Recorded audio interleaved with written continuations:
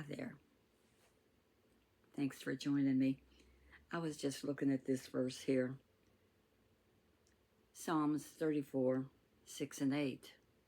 This poor man called, and the Lord heard him. He saved him out of all of his troubles. The angel of the Lord encamps about those who fear him, and he delivers them. Praise the Lord. Taste and see that the Lord is good. Blessed is the one who takes refuge in him. And that's what we want to do, kiddos. I tell you what, this morning we was headed to the Y, and don't you know, we got bumped in the rear by a pickup truck. Nobody got hurt, but we didn't end up walking at the Y. Ran out of time.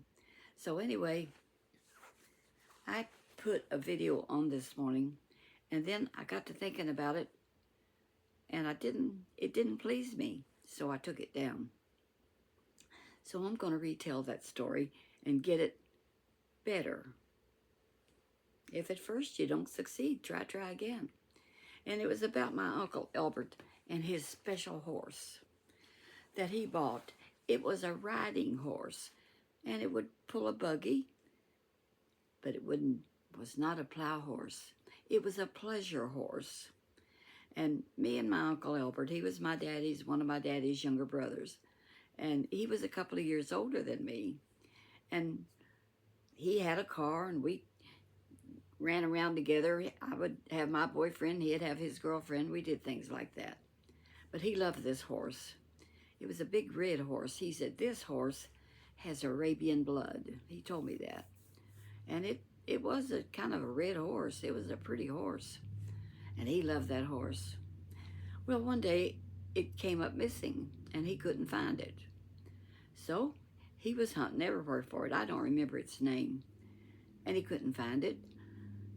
So he searched the farm. I mean, we had a good fence. It couldn't get out. So he went down by the river, because these two farms, my dad's and my grandpa's, ran by Blue River. So he went on down the hill, which Blue River was far on down, and there was a big spring down there that we carried water from to our house. It was a wonderful spring, and they had to carry their drinking water from there, and we had to too. And it was a long way. I would say it was at least 6 blocks. And to get from their house to the spring, it was probably about 3 blocks closer, which wasn't much help when you're carrying 5-gallon buckets in each hand uphill. And that's what we did. She did, Grandma and people did. We carried ours out. It wasn't uphill, but it was a long ways. And we tried to carry as much as we could. It was our drinking water. We got our wash water and stuff in rain buckets where we put gutters in the house. But his horse was missing. And you know where he found his horse? It had been raining a lot, and the river had been up, and there was a lot of mud washed downstream. And don't you know, there was his horse, evidently walked out into the river, which he could normally walk down pretty slow, and he had sunk down in that mud, which was just like quicksand. And he was stuck. He was in there. He was up to his belly in the water. Well, Albert tried to get him out and couldn't. So he came to the house, and he tried to get help, and so Grandpa and everybody went down, and they couldn't get him out, so they came to get my daddy, which we lived in the adjoining farm. So Daddy came over and bought his truck. He said, we can maybe pull him out. Well, they tried that. They tried putting ropes around him. They tried putting it around his neck to encourage him to walk. He couldn't walk. He was stuck in that mud, which was just like quicksand. You sink right down in it.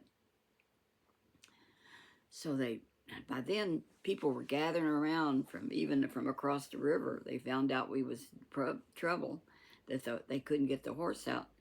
So they studied on it, and finally my dad said, you know, I believe we're going to have to get a tow truck and maybe lift him out that way.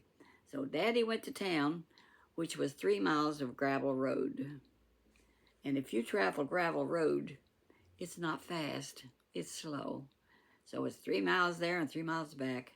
But finally, Daddy came back, and there was a tow truck behind him that he had gotten Fredericksburg. So I thought I heard somebody in there. James is taking a nap. I took one, and I just got up. That's why I'm redoing this story and getting it correct as best I can.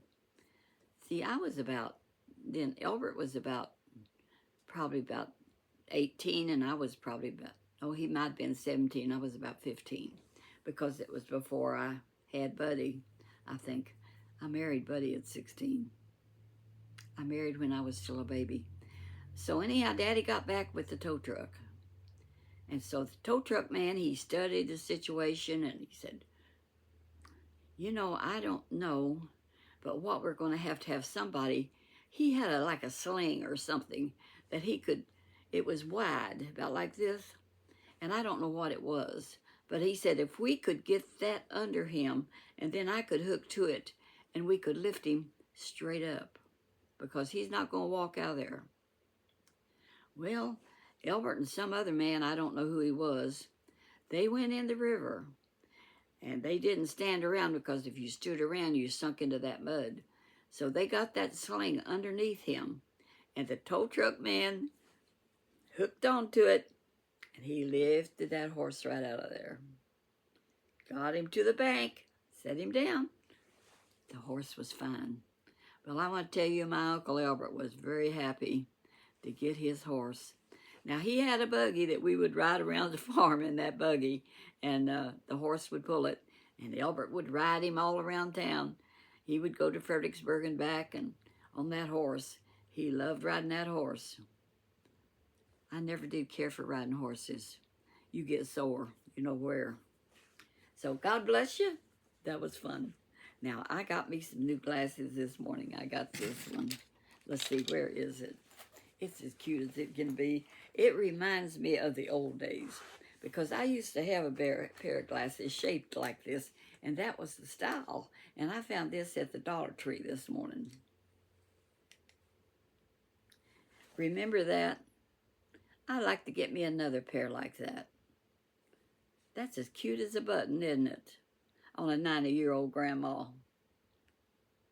Grandma has fun. I tell you what, if it's not enjoyable, I don't even want food with it. But this is enjoyable. So I'll be talking to you again. And this was fun while it lasted. James is not up yet, but you know what we're going to do? We're going to go to the flea market.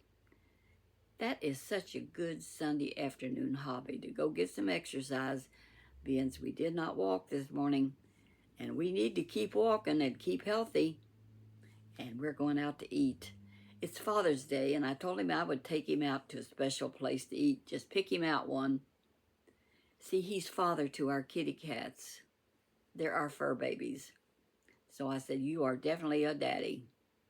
Of course, he is a father, but he adopted that young woman, Megan, who we just love, when she was 3 years old, and him and his wife raised her. And she's a grown woman on her own, living a good life. So God bless you, and walk that walk where Jesus would be pleased with you. Great. Bye-bye.